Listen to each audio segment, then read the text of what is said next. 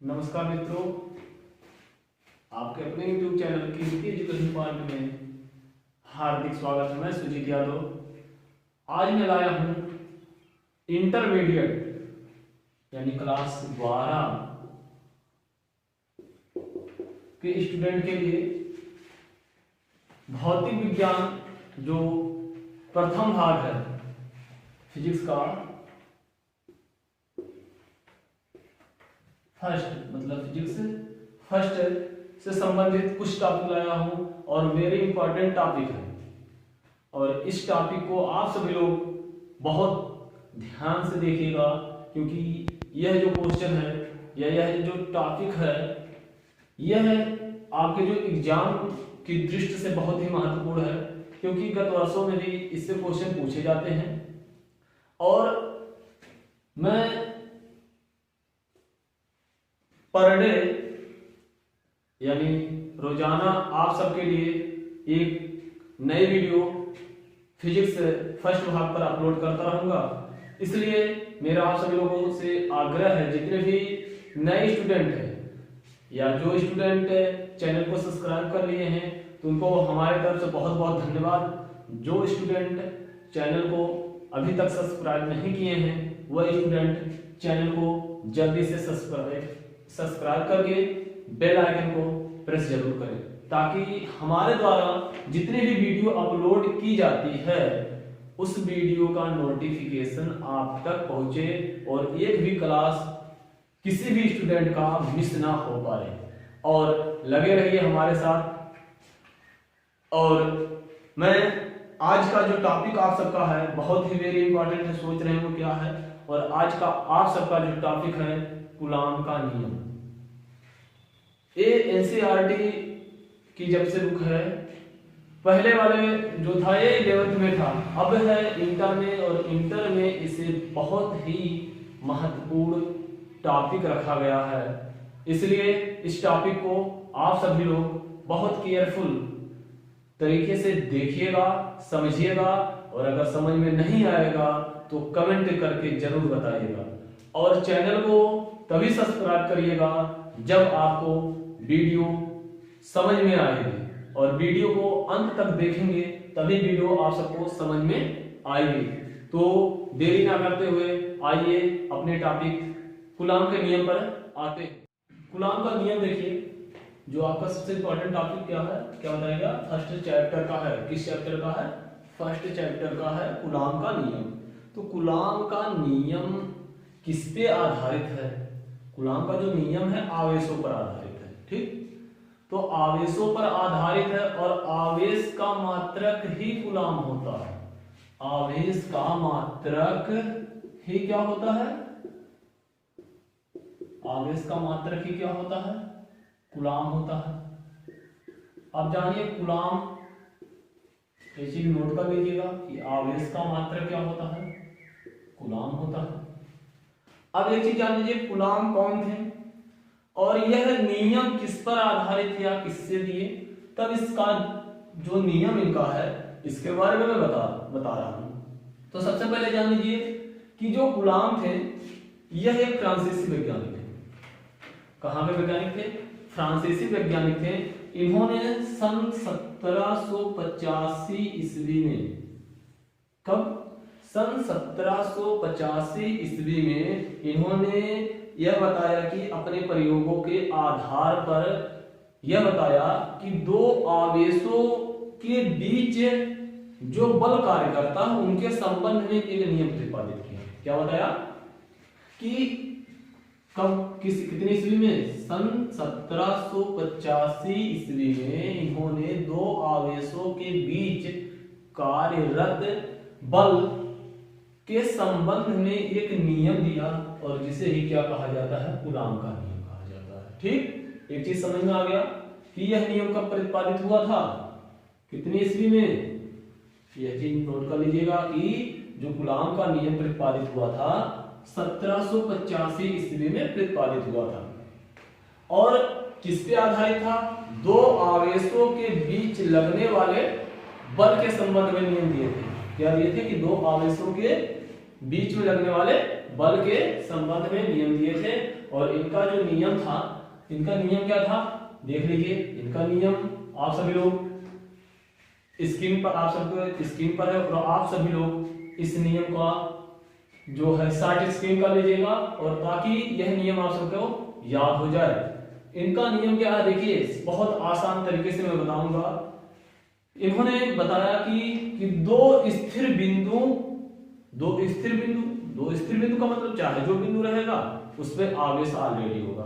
आवेश का मतलब होता है चार्ज। जब चार्ज रहेगा तब उनके बीच क्या रहेगा, चाहे आकर्षण बल रहता है और चाहे प्रतिकर्षण बल रहता है।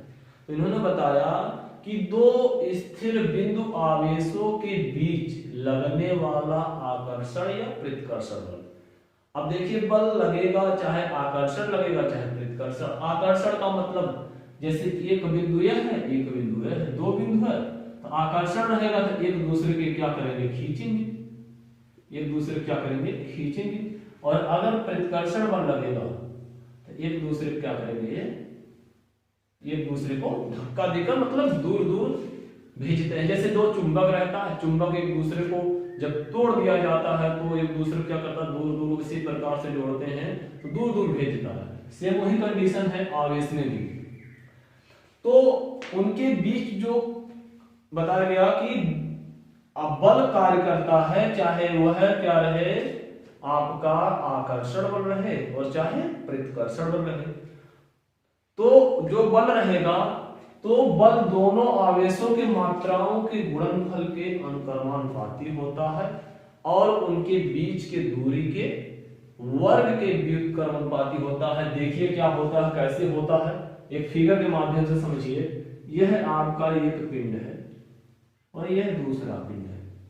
एक का आवेश मान लेते हैं Q1 है, Q आवेश को Q से प्रदर्शित करते हैं, ठीक, और एक का आवेश क्या है, Q2 है। क्लियर हो गया।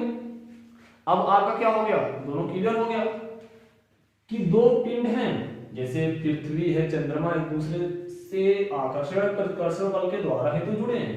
तो दो पिंड हैं और इनके बीच मान लेते हैं जो दूरी है आपकी स्मॉल r। कितनी दूरी है, स्मॉल r, ठीक। और इस पे जो बल कार्य करेगा, फोर्स या फिर कार्य करेगा, चाहे आकर्षण बल होगा चाहे प्रतिकर्षण बल होगा, दोनों कार्य करेगा। तो यह बताया गया कि दो स्थिर बिंदु आवेशों के बीच लगने वाला आकर्षण या प्रतिकर्षण बल दोनों आवेशों के मात्राओं के गुणनफल के अनुक्रमानुपाती। अनुक्रमानुपाती और व्युत्क्रमानुपाती का मतलब क्या होता है, अनुक्रमानुपाती, व्युत्क्रमानुपाती। व्युत्क्रमानुपाती मतलब होता है उल्टा होता है, ठीक। तो देखिए आपका इस पे जो फोर्स है यह कार्य किया है, ठीक। समानुपाती का यही चिन्ह होता है अनुक्रमानुपाती का। कहा है दोनों आवेशों, तो दो आवेश, एक Q1 है, एक क्या है, Q2 है। तो Q1 और Q2 के गुणनफल के अनुक्रमानुपाती हो गया। इक्वेशन हमारा क्या हो गया, फर्स्ट हो गया। क्लियर हुआ। दूसरी चीज क्या कह रहा है, उनके बीच की दूरी के वर्ग के, बीच की दूरी के वर्ग के व्युत्क्रमानुपाती। व्युत्क्रमानुपाती का मतलब क्या बताया जा रहा है, उल्टा, यानी आपका यह प्रोपोर्शनल चिन्ह ही रहेगा। उल्टा का मतलब क्या हो जाएगा, केवल पलट दीजिए अंश का हर का अंश, तो 1 अपान क्या होगा, दूरी कितनी बताई जा रही है, r, हो जाएगा r²। इक्वेशन 2 हो गया।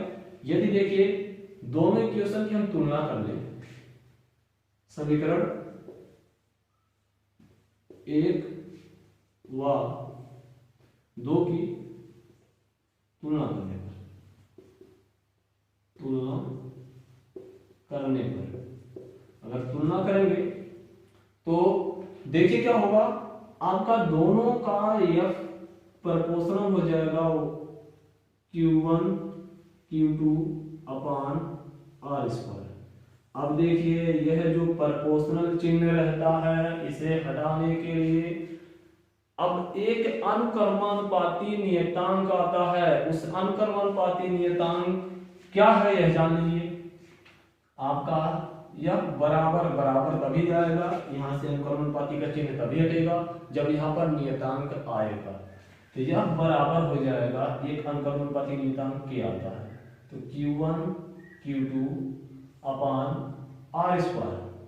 ठीक, अब के क्या है, जहां के आपका क्या है अनुक्रमानुपाती नियतांक, क्या है अनुक्रमानुपाती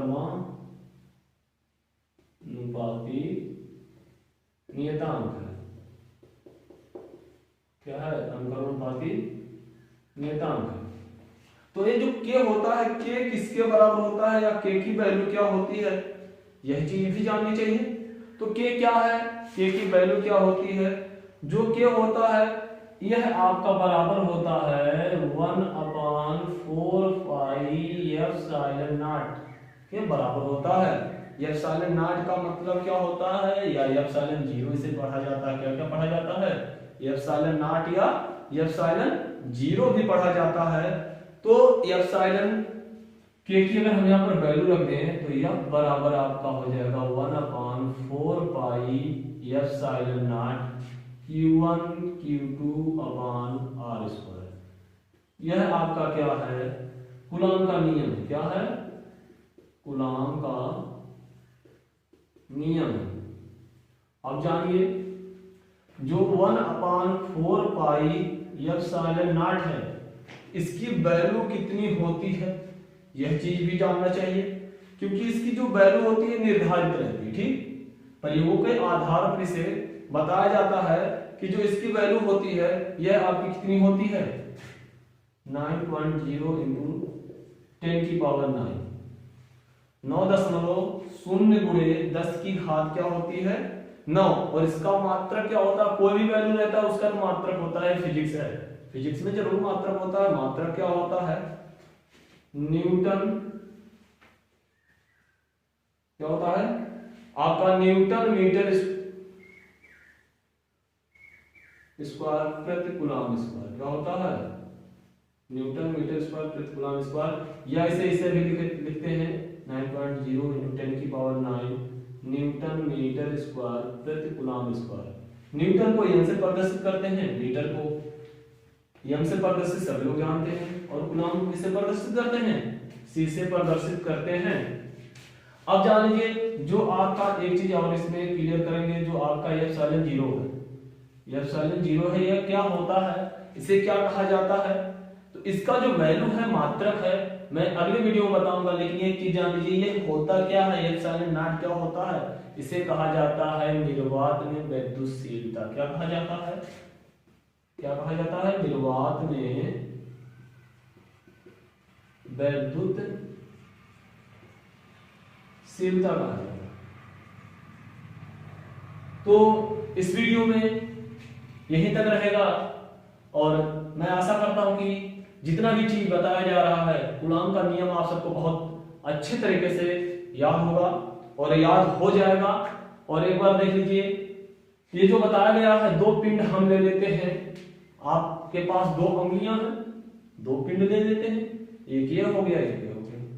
ठीक, दोनों पर आवेश एक का Q1 है और एक का क्या Q2 है, और इनके बीच की कुछ तो दूरियां तो रहेंगी। तो इन दोनों आवेशों के बीच जो बल कार्य करता है, ये दोनों अंगुलियों के बीच का कुछ ना कुछ बल कार्य करता है। तो जो बल रहेगा इन दोनों आवेशों के गुणनफल के अनुक्रमानुपाती होगा। गुणनफल का मतलब दोनों का गुणा करके अनुक्रमानुपाती होगा, और इनके जो बीच की दूरी रहेगी उसके वर्ग के व्युत्क्रमानुपाती होगा। क्लियर हो गया? एक बार फिर देख लीजिए कि दोनों पिंडों के बीच लगने वाला आकर्षण या प्रतिकर्षण बल उनके आवेशों के गुणनफल के अनुक्रमानुपाती, मतलब यह चीज होगी। दूसरी चीज उनके बीच की दूरी के वर्ग के व्युत्क्रमानुपाती, यह चीज हो गया। अगर हम दोनों का तुलना करेंगे तो आपको एक प्राप्त हो जाएगा। जब ये प्राप्त हो जाएगा, यहां से इस प्रोपोर्शनल चिन्ह को हटाने के लिए यानी बराबर का चिन्ह लगाने के लिए एक नियतांक आता है के, और के का एक चीज जान लीजिए, के का जो वैल्यू होता है एक होता है, कब होता है निर्वात में होता है। ठीक, और के को ही कहा जाता है 1/4 पाई एप्सिलॉन जीरो भी पढ़ा जाता है। और के की जगह अगर हम रख दे क्या value 1/4 pi epsilon zero Q1 Q2 upon r square, तो यह आपका हो जाएगा कूलॉम का नियम। ठीक। और आपका जो एप्सिलॉन 1/4 पाई एप्सिलॉन नॉट ये तो प्रयोगों के द्वारा मान निकाला गया है। अगली वीडियो में ये बता दिया जाएगा कि निर्वात में जो गतिशीलता है इसका मात्रक क्या होता है, बीमा क्या होती है, और यह इसका आंकिक मान कितना होता है, यह सब डिस्कस किया जाएगा। तो वीडियो यदि अच्छी लगी हो इसे लाइक, सब्सक्राइब और शेयर जरूर करें। धन्यवाद।